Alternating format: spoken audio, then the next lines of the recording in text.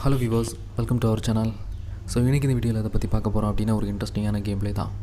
So ஃபைனலாக பார்த்திங்கன்னா free ஃபயரில் நம்ம ஆல்ரெடி ஒரு பிளேஸில் ஒரு பெரிய வார் முடிச்சு நம்ம இந்த இடத்துக்கு வந்துட்டுருக்கோம்.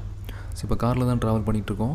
ஸோ இந்த இடத்த காரை ஸ்டாப் பண்ணிவிட்டு அந்த வீட்டோட டாப்பில் போகலாம் அப்படின்னு தான் பிளான் பண்ணுவேன். ஸோ அந்த கார் பார்த்திங்கன்னா அப்படியே டேரெக்டாக அது பத்துக்கு மூவ் ஆகும்.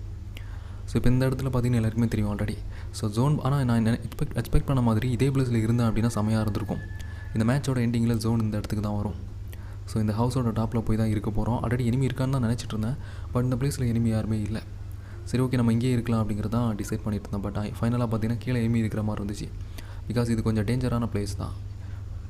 மேலெலாம் இருந்தாங்கன்னா எனிமி பார்த்தீங்கன்னா உங்களை ஈஸியாக ஷூட் பண்ணிடலாம்.